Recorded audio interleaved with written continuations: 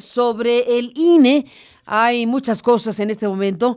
El Instituto Nacional Electoral está en medio de, pues, el debate, el ajuste presupuestal, lo que ha dicho Alberto Barranco en su cuenta de Twitter, la respuesta que le da el presidente del INE, Alberto Barranco. Bueno, Alberto Barranco es un gran periodista de temas económicos y financieros y también un cronista, importante sin duda su trayectoria periodística, pero resulta que también es ahora el embajador de México en el Vaticano. Lo invitó el gobierno mexicano a ser el representante diplomático en el Vaticano. Y bueno, pues Barranco expresa sus ideas en su cuenta de Twitter, y una de las ideas que expresó en su cuenta de Twitter es la relacionada con el INE.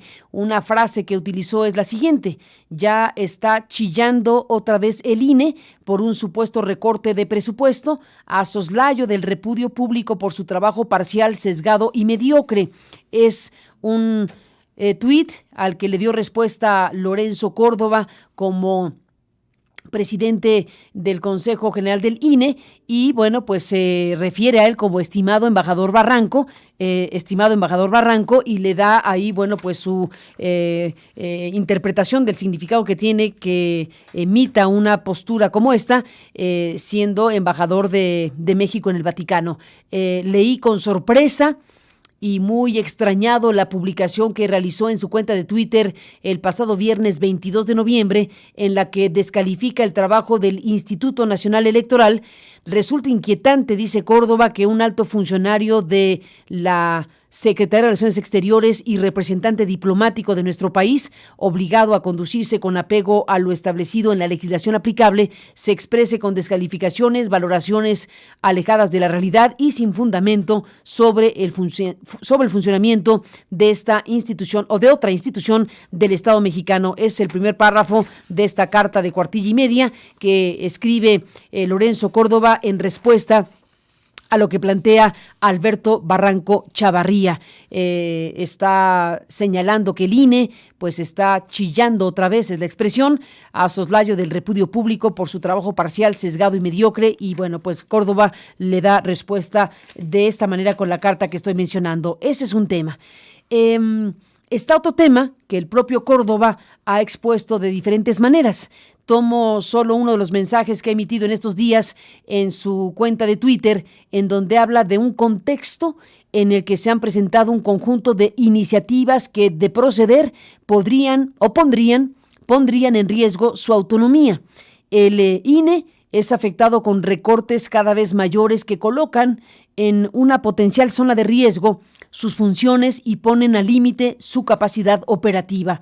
Entre otras cosas, es lo que está a la mesa en estos momentos con el tema del Instituto Nacional Electoral, el organizador y árbitro de las elecciones en México, cuyo presidente del Consejo, pues está emitiendo estas consideraciones. Hemos buscado a Lorenzo Córdoba para hablar de este panorama, para escuchar lo que tenga que decir en un momento como este. Por un lado, el recorte presupuestal, y por otro lado lo que llama el contexto de iniciativas que, de proceder, pondrían en riesgo la autonomía de este Instituto Nacional Electoral. Doctor Córdoba, Lorenzo, buenos días y bienvenido. Muy buenos días, Carmen, qué gusto de saludarte a ti, tu auditorio, como siempre, un placer. Este es el contexto, Lorenzo. Bueno, ¿frente a qué estamos en tu análisis? Bueno, mira, Carmen, es un momento, digamos, en el que se están discutiendo ahora en el Congreso, o se han presentado desde hace varios meses, no es una cuestión aislada, una serie de iniciativas que no son, eso lo ha dicho ya la presidenta de Morena, lo ha dicho el coordinador de la bancada de Morena en la Cámara de Diputados, que no son iniciativas de ese partido, son iniciativas de algún legislador de ese partido que insistentemente apuntan a una serie de cambios que, desde mi punto de vista, claramente tienen una lógica de someter, de controlar políticamente a la autoridad electoral. Te pongo un par de ejemplos. Hace unos meses se presentó una iniciativa en la que se planteaba que los consejeros locales del INE, es decir, aquellos que integran los consejos locales en cada uno de los 32 estados y que nombran a los consejeros distritales, que a su vez son los que definen dónde se ponen las casillas, quiénes integran a las casillas y demás, sean nombrados no por el Consejo General del INE, sino por la Cámara de Diputados. Bueno, de hecho, Carmen, tú fuiste consejera local cuando en aquella época del Consejo General presidido por José Woldenberg, del IFE en su momento, y fuiste designada junto con tus colegas por el Consejo General. Bueno, la idea es que se nombren por un órgano político que es la Cámara de Diputados. Y eso se suma a una iniciativa más reciente que plantea que la presidencia del INE sea rotativa en primer lugar, pero sea definida cada 3 años por la Cámara de Diputados, con lo cual va en contra de la lógica con la que nació el IFE autónomo, de que los cargos de las y los consejeros, incluido el del presidente o la presidenta, no estén subordinados a los ciclos políticos. Por eso los consejeros no se nombran por 6 años, por eso no se nombran por 3 años, para evitar que coincidan con los ciclos sexenales o con los ciclos trianuales que de la Cámara de Diputados, que es la que nombra periódicamente, eso sí, a quienes integran con amplio consenso a los integrantes del Consejo General. Es decir, se trata de 2 iniciativas que claramente están apuntando a mermar la autonomía del INE, para decirlo sin medias tintas, que buscan un control político por parte de un órgano político como es la Cámara de Diputados de la estructura y de la cabeza de la presidencia del colegiado, es decir, del Consejo General del INE. Y por cierto, si me permite, el día de hoy me entero que el mismo diputado presentó otra iniciativa en la que busca cambiar las condiciones, los requisitos que son los mismos desde hace prácticamente 20 años, de quienes integran o quienes pueden aspirar a ser consejeros, con lo cual parecería que hay una obsesión muy curiosa, por decirlo menos, respecto del INE. Quién sabe, en 3 meses, 4 meses más, en abril próximo, se nombrarán a 4 nuevos consejeros. Tal vez lo que se quiere es cambiar las leyes para acomodar los requisitos, para acomodarlos a modo, lo cual sería muy grave, Carmen, ¿no? Pero digo, es algo sistemático, ¿no? Por eso la mención a que hay un contexto con una clara intención política. Ahora, Lorenzo, Córdoba, ciertamente esto que estás hablando, de lo que estás hablando, estas iniciativas, no tienen el consenso interno en Morena, y esto no lo digo yo, lo está diciendo gente como Pablo Gómez. Hoy, por ejemplo, lo habrás leído en la nota de Claudia Salazar en Reforma, donde habla de que rechazan apoyar iniciativa contra el INE. Pues está diciendo Pablo dice que en el periodo de sesiones que está por concluir ya no se considera dictaminar ninguna reforma constitucional, y que dicha propuesta, esta de la que hablas, que dicha propuesta de derrotar la presidencia del INE es un tema que no tiene consenso interno. No hay mayoría dentro de la mayoría, no hay mayoría dentro de la mayoría en este tema. Soy de los que piensan que hay cosas más importantes que pensar en una agenda de reforma electoral. Dice también la nota de Claudia, los diputados de Morena, Alfonso Ramírez Cuéllar y Pablo Gómez, marcaron distancia de la iniciativa que legisladores de la misma bancada presentaron para evitar que el presidente del INE, Lorenzo Córdoba, termine su periodo de 9 años. Pues, ¿qué dices, Lorenzo? No, bueno, a ver, yo celebro además que sean legisladores tan prominentes y destacados como Pablo Gómez, que además ha sido representante de partidos políticos, de partido político ante el INE durante mucho tiempo. Es decir, Pablo Gómez es uno de los legisladores que mejor conoce el funcionamiento de la autoridad electoral y la lógica, por cierto, de aquellas propuestas que en su origen se pusieron sobre la mesa, se consensuaron para blindar la autonomía de la autoridad electoral. Pero esta es una nota de hoy, cosa que yo celebro mucho porque creo que demuestra que no hay consensos en esa iniciativa, pero incluso creo que hasta el senador Monreal decía que no acompañaba ese tipo de propuestas. Creo que es importante que más allá de los deslindes se haga público, o sea, que no se acompañan propuestas que tienen una clara intencionalidad política. Sin embargo, Carmen, esta es una iniciativa que ha contado con el respaldo, si no me equivoco, de más de 130 legisladores. Estamos hablando de prácticamente el 25% de la Cámara. De ahí la preocupación de que propuestas, es decir, de que haya en el ambiente, aunque no sea mayoritaria, pero que se externen en un contexto en el que las elecciones no son un problema, en un contexto en el que el órgano electoral no es un problema.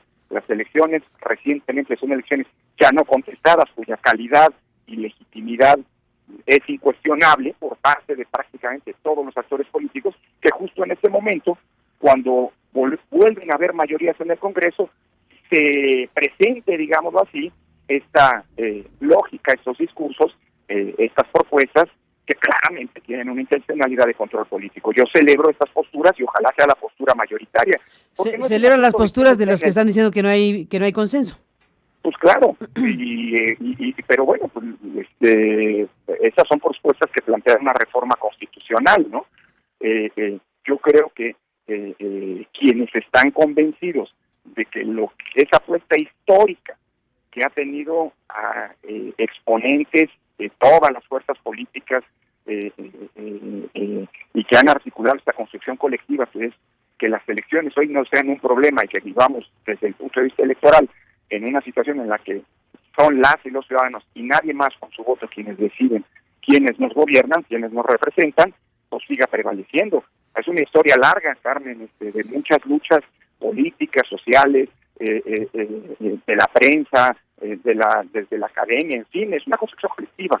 Por eso, pues no es pertinente que luego de que hayamos hecho esta apuesta, que al final es exitosa y que ha permitido que todas las fuerzas políticas accedan al poder a través de las urnas, pues haya quien quiera volver a las épocas, aunque sea como tentación, aunque sea como planteamiento, es preocupante, que quiera volver a las épocas en las que las autoridades electorales estaban sometidas a un control político. De allá venimos y allá no hay que volver, digo yo, Carlos. De allá venimos y de allí no hay que volver. Bueno, ahí están las voces como las de Pablo Gómez y Ramírez Cuellar, que son citadas por Claudia y que, bueno, manifiestan precisamente esta postura y este momento que se vive. Y, bueno, queda aquí el tema expuesto y hay que seguirlo muy de cerca. Está el asunto también relevante, sin duda, del presupuesto a los órganos autónomos, a la fiscalía, en fin, hubo un ajuste, hubo una redistribución, digámoslo así, del recurso presupuestal que ha afectado a varios, incluyendo al INE.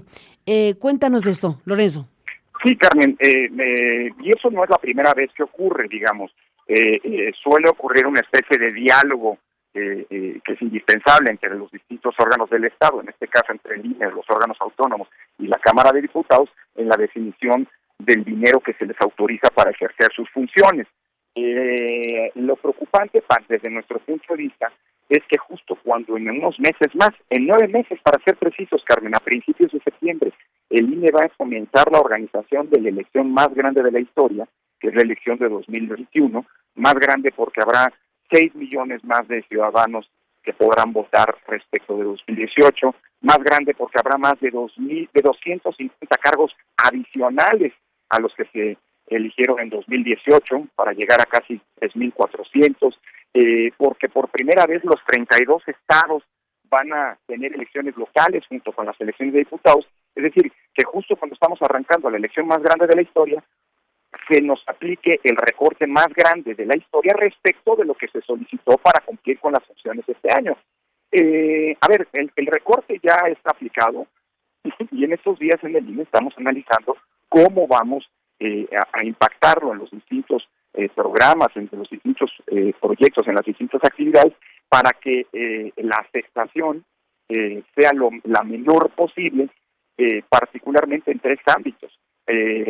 Los servicios que le damos a las y los ciudadanos, nosotros cada año emitimos 16 millones de credenciales, prácticamente 60,000 diarias, por un lado.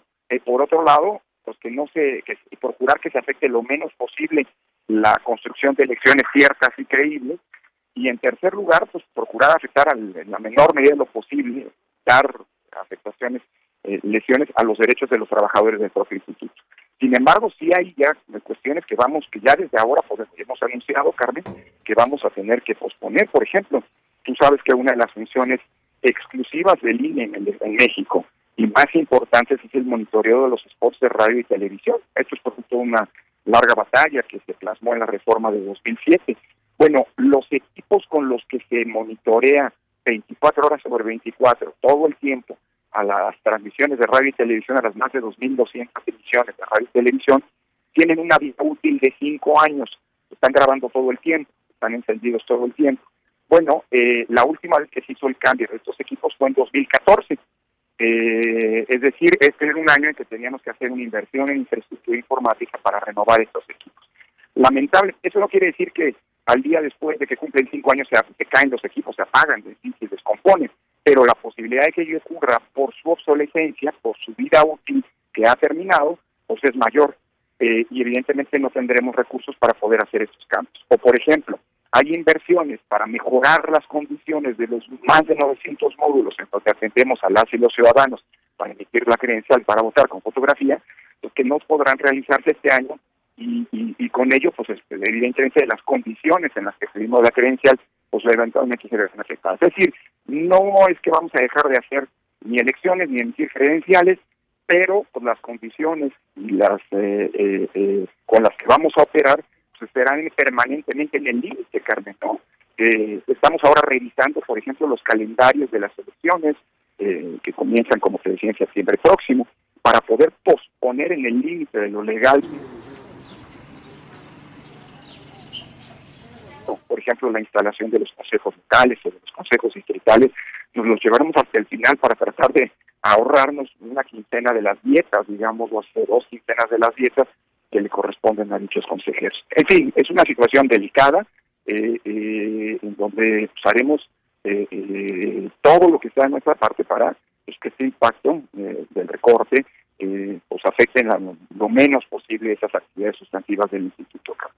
Pues estaremos hablando, Lorenzo Córdoba, de esto que está ocurriendo y por lo pronto te agradezco que nos tomes esta llamada esta mañana. Al contrario, te mando un abrazo muy afectuoso como siempre, Carmen. Gracias, doctor Córdoba, por estar aquí esta mañana con estos temas. Bueno, lo relacionado con estas iniciativas que, bueno, ya escuchamos que no tienen el consenso en la mayoría, no tienen mayoría dentro de la mayoría, como se dijo, y el tema del asunto presupuestal para el tema del INE.